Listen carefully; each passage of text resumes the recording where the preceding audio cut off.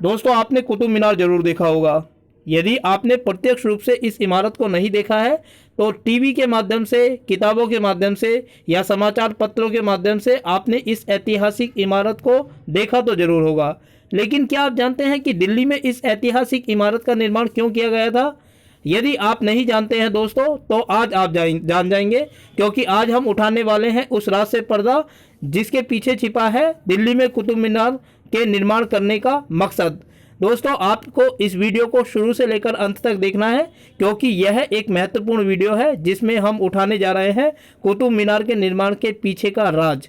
दोस्तों दरअसल हिंदुस्तान में कुतुब मीनार का निर्माण इस्लाम की विजय के रूप में किया गया था, क्योंकि मुस्लिम आक्रांताओं के आक्रमण से पहले और दिल्ली में मुस्लिम साम्राज्य की स्थापना से पहले दिल्ली में चौहान वंश के हिंदू शासकों का शासन था और हिंदू शासक अक्सर मंदिरों का निर्माण करवाते थे।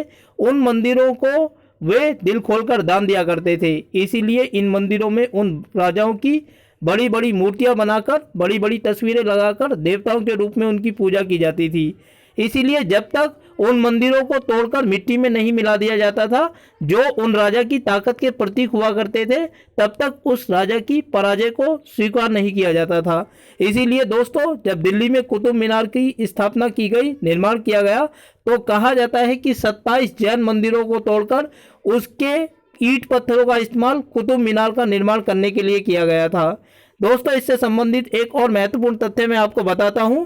आप जानते होंगे कि गजनी के शासक महमूद गजनवी ने भारत के ऊपर 17 बार आक्रमण किया था।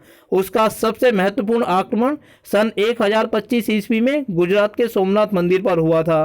कहा जाता है कि इस मंदिर से वह इतनी धन दौलत लूट कर ले गया था कि उसने 3 वर्षों तक अपने राज्य में सभी प्रकार के करों को समाप्त कर दिया था, क्योंकि उसने अपने राज्य में यह घोषणा की थी कि वह हिंदुस्तान से इतनी धन दौलत लूट कर लाया है कि 3 वर्षों तक किसी भी प्रकार के लगान की, टैक्स की उसको जरूरत ही नहीं है। इसीलिए उसने अपने राज्य में 3 सालों तक विभिन्न प्रकार के करों को माफ कर दिया था। लेकिन जब उसने गुजरात के सोमनाथ मंदिर को लूटा, तब दोस्तों उसने मंदिर को पूरी तरीके से तहस नहस कर दिया था। उसमें एक ऐतिहासिक मूर्ति थी जो मंदिर की चुंबकीय गुण के कारण हवा में लटकी रहती थी। जब उस मूर्ति को तोड़ने का प्रश्न आया तो मंदिर के पुजारी ने महमूद गजनवी से यह अनुरोध किया कि उसने मंदिर को तो लूट ही लिया है, धन दौलत भी उसने लूट ली है, अब इस मूर्ति को वह ना तोड़े। लेकिन इसके जवाब में महमूद गजनवी ने यह जवाब दिया कि वह चाहता है कि इतिहास उसको मूर्तियों को छोड़ने वाले के रूप में नहीं बल्कि मूर्तियों को तोड़ने वाले के रूप में देखे। तो इस तरीके से दोस्तों हिंदू मंदिरों का विध्वंस करके मुस्लिम इमारतों का निर्माण किया जाता था, लेकिन इसका उद्देश्य कभी भी धार्मिक वैमनस्य फैलाना नहीं था।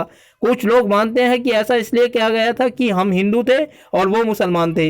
इसके पीछे यह कारण बिल्कुल नहीं था दोस्तों। इसके पीछे एक ऐतिहासिक वजह थी, क्योंकि इन मंदिरों को भारत के हिंदू राजाओं के द्वारा बड़े बड़े अनुदान दिए जाते थे और उनमें इन राजाओं की मूर्तियां बनाकर देवताओं की तरह उनकी पूजा की जाती थी। जब तक इन मंदिरों को तोड़कर वहां मंदिरों का नामो निशान ना मिटा दिया जाए और ऐतिहासिक मुस्लिम इमारतों को स्थापित ना कर दिया जाए, तब तक मुस्लिमों की जीत और हिंदुओं की हार को नहीं माना जाता था। इसीलिए कुतुब मीनार का निर्माण जब किया गया दोस्तों, तो 27 जैन मंदिरों को तोड़कर कुतुब मीनार का निर्माण किया गया और उन मंदिरों को तोड़ने से जो ईंटें, पत्थरें और दूसरी सामग्री प्राप्त हुई थी उसका इस्तेमाल किया गया था कुतुब मीनार का निर्माण करने के लिए। लेकिन यह हिंदू और मुस्लिम की भावना के कारण नहीं बल्कि भारत में मुस्लिम विजय की स्थापना के रूप में किया गया था। तो दोस्तों जब कभी आप अगली बार कुतुब मीनार देखने के लिए जाए तो इस बात को याद रखें कि इस ऐतिहासिक इमारत के निर्माण के पीछे ऐतिहासिक सच्चाई क्या थी, क्यों इसका निर्माण किया गया था। दोस्तों वीडियो यदि आपको अच्छी लगी तो वीडियो को लाइक करें और चैनल को सब्सक्राइब करें।